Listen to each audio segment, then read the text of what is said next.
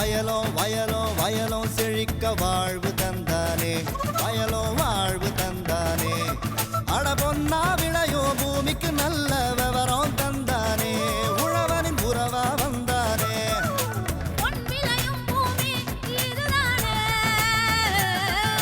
வயலும் வயலும் வயலும் செழிக்க வாழ்வு தந்தானே, வயலும் வாழ்வு தந்தானே.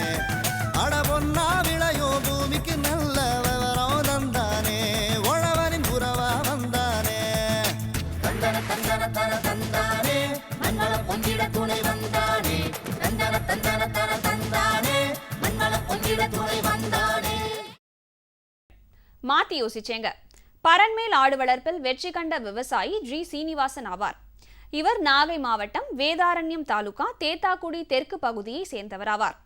ஆசிரியர் தொழிலில் இருந்து ஓய்வு பெற்ற பின் வேளாண்மையோடு உபத்தொழிலாக ஆடு வளர்ப்பில் ஈடுபாடு கொண்டதன் காரணமாக திருவாரூர் உழவர் பயிற்சி மைய ஆலோசனையின் பேரில் பரண்மேல் ஆடு வளர்ப்பில் சிரோகி, தலைச்சேரி, ஒசமணப்பாடி போன்ற இன ஆடுகளை தேர்வு செய்து அதற்கு முறையான தீவனங்களை அளித்து ஆடு வளர்ப்பில் அதிக வருவாயினை ஈட்டி வரும் இவரின் அனுபவங்களை நம்மிடம் கூற கேட்டபோது,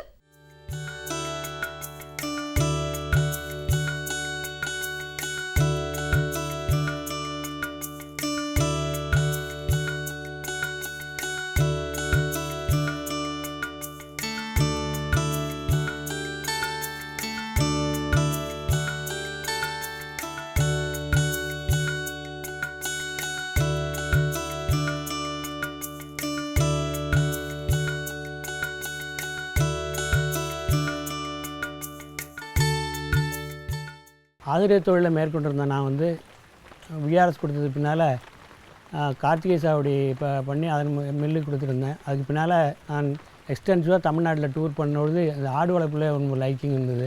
அப்போ வந்து இந்த ஆடு வளர்ப்பு, பரண்மேடு ஆடு வளர்ப்பு நாமும் செய்யலாம், அந்த ஊருக்கு முன்மாதிரியாக இருக்குன்ட்டு சிரோகி, தலைச்சேரி, உஸ்மனாபாடி அந்த 3 இனத்தை செலக்ட் பண்ணி நான் பரண்மேடு ஆடு வளர்ப்பு முறையை செய்து வருகிறேன். இதற்காக 3 ஏக்கர் நிலத்தை புல் சாவடி, பலவிதமான புல் சாவடி செய்து இப்போ அதை ஃபீட் பண்ணுறேன். இதில் வந்து பரண்மேல் ஆடுல வியாதி வந்து வர்றதே இல்லை. சாதாரணமாக கீழே 4 அடி கீழே புழுக்க கொட்டுலுது, மேலே சுத்தமாக ஒரு 2 நாளைக்கு 3 நாளைக்கு ஒரு க்ளீன் பண்ணிடுறோம். புழுக்க கொட்டும் பொழுது ஓடரும் மேலே வர்றதில்லை. அந்த உப்பு கலவையோ ரசாயன கலவையோ அந்த ஆட்டுக்கு வியாதியை தாக்கிறதுக்கான தாக்கத்தை குறைக்குது. உணவு முறையில் கவனம் அதிக ஈடுபாடு கொட்டுறதுனாலையும் அந்த வளர்ச்சியானது மிக அதிகமாக வேகமாக வருகின்றது. அதன் மூலமாக லாபத்தை அதிகமாக கிடைக்கின்றது. தீவன முறை வந்து மிகவும் எளிதான தீவன முறை. லோக்கலில் கிடைக்கிற மரத்தழைகளும் புல்லுகளையும் நம்ம எடுத்துக்கிறோம். அதுக்குன்னு ஒரு 2 ஏக்கர் பயிர் பண்ணோம்னா ஒரு 5-6 புல் வகை இருக்குது. அந்த புல் வகையை அறுத்து காலையில் போடுறது. அப்புறம் வந்து புண்ணாக்கு தண்ணி, ஏதாவது தேங்காய் புண்ணாக்கு, எள்ளு புண்ணாக்கு, இன்னும் கடலை புண்ணாக்கு, இந்த மாதிரி தண்ணி வைக்கிறது. அப்புறம் முக்கியமான ஒன்று என்னென்னா உலர் தீவனம், அடர் தீவனம் வைக்கிறது. இது மாதிரி ஒரு நாளைக்கு 5 வேளை உணவு கொடுக்கும் பொழுது அதுக்கு தேவையான உணவு கிடையாது. தண்ணி குடிக்கும் பொழுது அந்த தாது உப்பு கலவையை வந்து கட்டியாக தொங்க விட்டுறோம். நம்ம அதை நாக்கால் நக்கி அந்த தாது உப்பு போதுமான அளவு எடுத்துக்கிட்டு, ஆக வளர்ச்சி விகிதத்தை சீரான முறையில் நம்ம கொடுக்கறதுனால வளர்ச்சி விகிதம் ஒரு நாளைக்கு 100 கிராம் அளவுக்கு கிடைக்கிது வளர்ச்சி. இன்னொன்று என்னென்னா, சாதாரண மழை காலத்தில் புல் கிடைக்காது, தழை கிடைக்காது. அந்த நேரத்தில் அடர் தீவனத்தை கொஞ்சம் அதிகப்படுத்தி ரைஸ் பண்ணி கொடுத்தீங்கன்னா பேலன்ஸ் கிடச்சிருது. பேலன்ஸ் கிடச்சி உணவு நல்ல வளர்ச்சி, ஆடு வளர்ச்சி சீராக. இப்போ ஒன்று நீங்கள் ஆட்டை பார்க்கலாம், வளன்னு அந்த தோலெல்லாம் மிருதுவான நிலையில் அதுக்கு இருக்கும். அதாவது தீவன பற்றாக்குறையே அறவே ஏற்படாது. ஒரு 50 ஆடு வளர்த்தா சாதாரண முறையில் ஒரு 50 குட்டி நிச்சயம். 50 குட்டி நிச்சயங்கும்போது 5735 3 லட்சம், 5740 4 லட்சம் கிடைக்கும். 4 லட்சத்தில் எப்படி தான் எட்டி பிடிச்சா கூட 2 லட்சம் நம்ம செலவழிக்க முடியாது. 2 லட்சம் பக்காவாக கிடைக்கும். 50 ஆடு 100 ஆடுன்னு 4 லட்சம் கிடைக்கும். அதான் நல்ல மிச்சம் கிடைக்கிறது. விவசாயி ஜி சீனிவாசன் அவர்களை 09345252727 என்ற கைபேசி எண்ணில் தொடர்பு கொள்ளலாம். வேளாண்மையில் உழவர் பெருமக்களுக்கு இயற்கை சீற்றங்கள், ஆள் பற்றாக்குறை போன்ற இடர்பாடுகளை கடந்து வேளாண்மை தொழிலை மேற்கொண்டாலும் அவர்களது பொருளாதார இழப்பினை ஏற்படுத்துவது ஏழைகளாகும். இதனை ஒழிக்க உழவியல் முறையில் வரப்புகளின் அளவுகளை குறைத்தல், வரப்புகளின் ஓரங்களில் சப்பாத்தி கள்ளிகளை வளர்த்தல், கிட்டி வைத்து பிடித்தல், ஆந்தை பந்தம் வைத்தல், புகை போட்டு பிடித்தல் போன்ற முறைகளின் மூலமாக எலிகளை ஒழிக்கலாம். இது குறித்து மேலும் விளக்கம் தருகிறார் திருவாரூர் மாவட்டம் நீடாமங்கலம் வேளாண்மை அறிவியல் நிலைய பண்ணை மேலாளர் துரை நக்கீரன் அவர்கள்.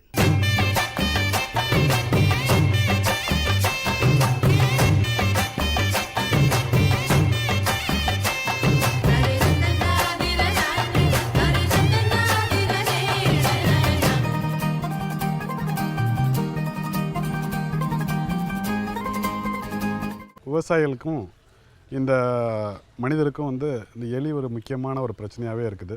மனுஷனுக்கு நோயை பரப்புது. அதேமாரி விவசாயிகள் வயல்களில் உள்ள தானியங்களும் பயிரையும் சரி இது சேதப்படுத்துது. அதுமாரி தானியங்களை சேமிக்கும் இடங்கள்லையும் இது சேதப்படுத்துது, வீடுகள்லையும் சேதப்படுத்துது. பொதுவாக நம்ம நாட்டில் 400 கோடிக்கு மேலே எலியோட எண்ணிக்கை இருக்குதுன்னு சொல்கிறாங்க. இதோட சேத மதிப்பு பார்த்திங்கன்னா நம்முடைய தானிய உற்பத்தியில் 10% இந்த சேத உற்பத்தியை பண்ணுது அப்படின்னு சொல்லி கணக்கு போட்டிருக்காங்க. நம்ம நாட்டில் ஒவ்வொரு வருஷமும் 2500 கோடி ரூபா எலியினால் இழப்பு ஏற்படுது. இதை நம்ம கண்டிப்பாக இதுக்கான முயற்சியை எடுக்கணும். தனிப்பட்ட முறையில் ஒரு விவசாயி எடுக்கும்போது அந்தளவு பலன் கிடைக்கிறதில்ல. எல்லாரும் சேர்ந்து செய்யும்போது தான் இதுக்கு பலன் கிடைக்கும். இதோட பல் அமைப்பு பார்த்திங்கன்னா சீக்கிரமே வளரக்கூடியது. அதனால் எதையாவது கராண்டிக்கிட்டே இருக்கும், அதுக்கு கடிச்சிக்கிட்டே இருக்கும். அதேமாதிரி பார்த்திங்கன்னா எலியோட நிறைய ரகங்கள் இருந்தால் கூட வரப்பெளி, சுண்டலி, வயலெளி, பெரிச்சாளி, இது மாதிரி நிறையா வகைகள் சொல்லலாம். எலியை பொறுத்தளவு நிறையா வகைகள் சொல்லலாம். இது ஒன்றுமே பார்த்திங்கன்னா 40 நாளைக்கு ஒரு குட்டி போடக்கூடிய ஒரு தன்மை உள்ளது. ஒவ்வொரு தடவையும் குட்டி போடும்போது 5லேருந்து 15 குட்டிகள் வரைக்கும் போடும். அதனால் இதை நம்ம சீக்கிரம் பெருக விடாமல் நம்ம தடுக்கணும். அதேமாதிரி வயலை பொறுத்தளவு பார்த்திங்கன்னா சில உளவியல் முறைகள் நம்மளே கடைபிடிச்சோம்னா இந்த எலியை நம்ம கண்ட்ரோல் பண்ணலாம். வரப்பு பெருசாக இருக்கிறத குறைச்சிடணும். ஒவ்வொரு தடவையும் ஒவ்வொரு வருஷமும் விவசாயிகள் தன்னுடைய வரப்பை உடைச்சி சின்னதாக்கணும். அதுதான் மிக முக்கியமான ஒன்று. அதேமாரி வயலில் பார்த்திங்கன்னா வரப்பில் வயலில் இல்லைலாம் நிறைய புதராக களை செடிகள்லாம் இருக்கும், புதர் இருக்கும். இதெல்லாம் அப்பப்போ அகற்றிட்டு ரொம்ப க்ளீனாக வச்சுருந்தோம் அப்படின்னா இந்த எலி வர்றதோட வாய்ப்பு குறையும். அதுமாரி வயலுக்கு ஓரம் இந்த வைக்கோல் போர் போடுறோம் அப்படின்னா அந்த வைக்கோல் போரை வயலுக்கு ஓரத்தில் போட்டோம்னா அது அழகாக எலி போய் உள்ளே உட்காந்துக்கும், நிறைய இனப்பெருக்கம் பண்ணும். இந்த மாதிரியெல்லாம் செய்யும்போது அதை அவாய்ட் பண்ணிக்கலாம். அந்த போர் போடாமல் இருக்கிறத அவாய்ட் பண்ணலாம். அதுமாரி தலைச்சத்து வயலுக்கு கொடுக்கும்போது நிறையா கொடுத்துட்டோம்னா பயிர் மூடிக்கும். ஸோ அது எலிக்கு ரொம்ப சாதகமான சூழ்நிலையாக போயிடும். அதனால் தலைச்சத்து கொடுக்குறத கொஞ்சம் கொஞ்சமாக பிரித்து கொடுக்கும்போது அந்த எலி உள்ளே தங்காமல் இருக்கிறதுக்கு ஒரு வாய்ப்பு இருக்குது. அதேமாரி ஸ்பேஸிங் நெல் வயலை பொறுத்தளவு 20க்கு 10, 15க்கு 10 அப்படின்லாம் ரொம்ப நெருக்கி நடுறதை விட கொஞ்சம் ஸ்பேஸிங் விட்டு நட்டோம் அப்படின்னா இந்த வெயில் வெளிச்சத்தில் அது எலி உள்ளே போகாது. ஸோ இது மாதிரி ஒரு சில விஷயங்கள். சில இடத்துல ரொம்ப பாதிப்பு இருக்குது அப்படிங்கிற பட்சத்தில் வெள்ளம் ஆட்டோமேட்டிக்காகவே எலி செத்துரும். ஆனால் வெள்ளம் வராத இடங்களில் நம்மளே வெள்ளம் மாதிரி ஒரு தண்ணியை விட்டு கட்டி வரப்பெல்லாம் முழுகிற அளவுக்கு செஞ்சிட்டோம் அப்படின்னாவே இந்த எலி கண்ட்ரோல் ஆகிடும். ஸோ இது ஒரு விஷயங்கள். சில இடங்களில் என்ன பண்ணுறாங்கன்னா விவசாயிகள் இஞ்சி, கொத்தரை, அதேமாரி சப்பாத்தி கிள்ளி இதெல்லாம் ஓரத்தில் நட்டு வைக்கிறாங்க. இதெல்லாம் வைக்கும்போது அந்த வாசத்துக்கு அது வர்றதில்லை. இது ஒன்று. அடுத்தது எலியை பிடிக்கிறது தஞ்சாவூர் கட்டி வச்சு பிடிக்கிறாங்க. இதில் பல கால நடைமுறையில் உள்ள வழக்கங்கள். அதேமாரி வரப்பை வெட்டி பிடிக்கிறது இதெல்லாம் ரெகுலராக செஞ்சிட்ருக்காங்க. அதில் வரப்பை பார்த்திங்கன்னா புகை போட்டு ஒரு பானையை வச்சு புகை போட்டு அதில் புகையை அந்த ஓட்டைக்குள்ளே செலுத்தும் போது எங்கெங்கே புகை வருதோ அந்த இடத்துல அடைச்சிருவாங்க. அப்படி அடைக்கும்போது மூச்சு திணறி எலிகள் இறந்துடும். அடுத்தது ரசாயன கொல்லி வைக்கணும் அப்படின்னா ஜிங்க் பாஸ்பேட்டை வைக்கலாம். ஜிங்க் பாஸ்பேட் 2% அந்த கரித்தூள் இதை கலந்து வைக்கணும். பொதுவாக இது மாதிரி உணவுகள்லாம் கெமிக்கல் உரம் வைக்கும்போது அதில் தேங்காயோ இல்லை கருவாடோ இல்லை பொரியோ அதெல்லாம் வைக்கும்போது 2-3 நாள் திங்கிதான் பார்க்கணும். திங்கிதான் பார்த்துட்டு அதுக்கப்புறம் 3ஆவது நாள் வைக்கணும். அப்புறம் 2-3 நாள் கழித்து அதை வைக்காமல் நிற்படணும். இப்படி பண்ணும்போது ஓரளவு எலிகள் கண்ட்ரோல் பண்ணுறதுக்கு வாய்ப்பு இருக்குது. அதேமாதிரி அலுமினியம் பாஸ்பேட் இது அலுமினியம் பாஸ்பேட் ஒரு வலையில் ஒரு வரப்பில் எடுத்துட்டோம்னா அந்த வரப்பை பொறுத்தளவு எங்கெங்கே ஓட்டை இருக்குதோ அந்த ஓட்டையெல்லாம் அடைச்சிடணும். முதல் நாள் அடைச்சிட்டோம்னா மறுநாள் அந்த எலி ஏதோ ஒரு வழியாக வந்திருக்கும், வெளியில் வந்திருக்கும். அந்த வெளியில் வரும்போது அந்த இடத்துல மட்டும் அலுமினியம் பாஸ்பேட் 6 கிராம் மாத்திரை கிடைக்குது. அந்த மாத்திரையை உள்ளே போட்டு மூடிட்டோம் அப்படின்னாவே அதோடைய வாசனைக்கு அது முக்கால்வாசி எலிகள் அது 75% எலிகள் அதில் கண்ட்ரோல் பண்ணுறதுக்கு வாய்ப்பு இருக்குது. அதுமாதிரி புரோமோடைலன் கேக்குங்கிறது நம்ம வீடுகள்லையும் வச்சுக்கலாம். வீட்டில் உள்ள எலிகளுக்கும் பயன்படுத்தலாம், குடோனில் உள்ள எலிகளுக்கும் பயன்படுத்தலாம். புரோமோடைலன் கேக்கை முதல் நாளே கலந்து வைக்கணுங்கிற அவசியம் கிடையாது. இதை நம்ம அங்கங்கே கேக்கு அங்கங்கே வச்சிட்டோம் அப்படின்னாவே எலி சாப்பிட்டுட்டு வெளியில் போய் தான் அது சாகும். வீட்டில் இருக்கவங்க வீட்லேயும் நீங்கள் அதேமாதிரி செய்யலாம். அந்த கேக்கு சாப்பிடும்போது அது நரம்பு மண்டலங்கள்லாம் பாதிக்கப்பட்டு அதுக்கு வந்து ஆக்சிஜன் தேவைப்படுங்கிற மாதிரி ஒரு உணர்வு வரும். அது வந்து வெளியில் வந்து காற்று தேடும். அப்போ தான் வந்து நரம்புகள்லாம் வெடித்து வாயு வழியாக ரத்தம் வந்து அது செத்து போயிடும்.